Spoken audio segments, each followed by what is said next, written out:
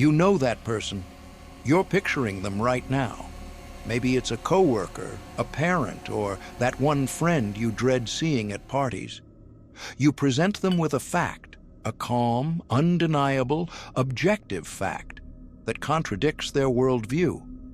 You expect them to pause, to think, maybe even to say, I didn't know that.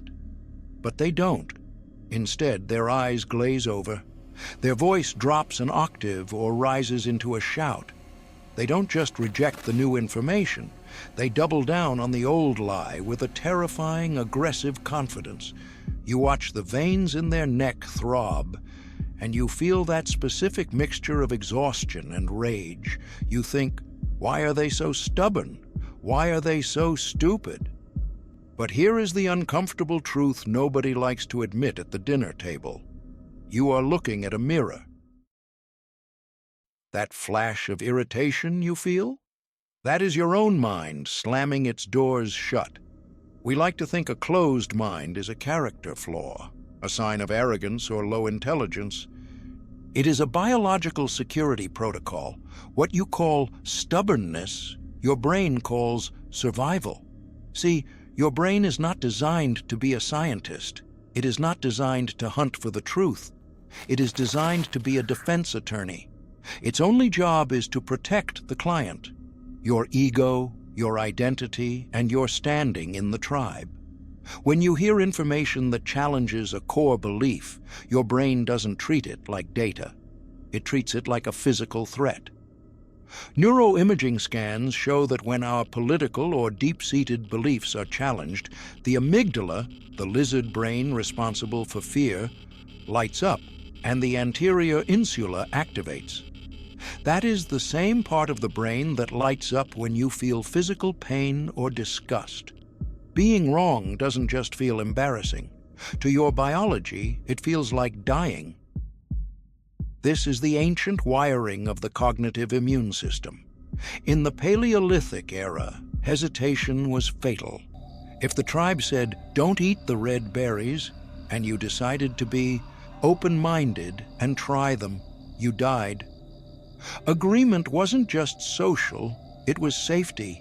But today, that same mechanism that kept us alive is keeping us stuck.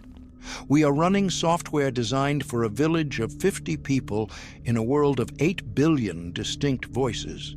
And because this ancient wiring clashes so violently with the modern information overload, this defensive reflex fractures into 3 distinct ghost personalities. You might not be the guy shouting at the party, but I guarantee you are hiding behind one of these 3 masks.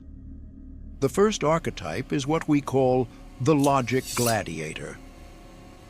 This is the most common and the most deceptive form of a closed mind because it disguises itself as intelligence. If you are this type, you don't ignore facts, you weaponize them. You enter every conversation like it's a combat arena. You demand sources, you pick apart syntax, you use logic, not to learn, but to dismantle the opponent. You feel a rush of dopamine when you win the debate, but you haven't actually listened to a word the other person said. Your secret pain is a deep, corroding fear of incompetence. You terrify people into silence and mistake that silence for agreement.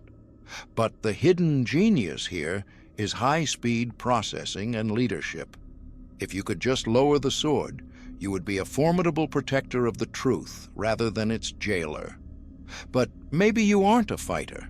Maybe you swung to the complete opposite end of the spectrum and became the Curated Ostrich.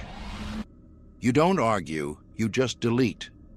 You are the master of the block button, the unfollow, and the mute. You have carefully constructed a reality where you never have to encounter an uncomfortable thought. You smile, you nod, and you change the subject to something positive. You think you are protecting your peace, but you are actually atrophying your resilience. Your secret pain is a terrifying fragility. Deep down, you worry that one tug on a loose thread will unravel your entire worldview. Yet your hidden genius is community building. You know how to create harmony. You just need to learn that true harmony requires the occasional dissonance. And if you aren't the gladiator or the ostrich, there is a third, darker door: the Teflon Skeptic. This is the person who is so open-minded that their brain has fallen out. You don't believe anything. You think both sides are bad. You scoff at passion. You treat apathy as an intellectual high ground. Nothing sticks to you because you refuse to stand for anything. This looks like wisdom, but it's actually cowardice. It's a closed mind disguised as a cool one. Your secret pain is the fear of betrayal. If you never believe in anything, you can never be disappointed. But your hidden genius is critical analysis. You are the one who spots the scam before anyone else. You just have to be brave enough to eventually buy into something real. So, look at your reflection. Are you the gladiator, stabbing at ideas before they can hurt you? The ostrich, burying your head in a curated feed? Or the skeptic, too cool to care? Here is the secret. None of these make you a bad person. They make you a frightened mammal trying to navigate a chaotic world. A closed mind is just a shield you forgot to put down. But a shield, held long enough, becomes a cage. You don't have to tear the walls down today. Just put a window in. Ask yourself, what if the thing I'm most afraid to hear is the one thing I need to grow? Which type are you? Drop your archetype in the comments: gladiator, ostrich, or skeptic. And let's see who is actually brave enough to admit it.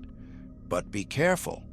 Once you open that window, you might realize that the threat outside isn't the only thing making you anxious. There is something else happening in your brain when you try to change, something called the extinction burst. And if you don't know how to handle it, it will force you right back into your old habits. Click this video right here to see why your brain fights hardest right before the breakthrough.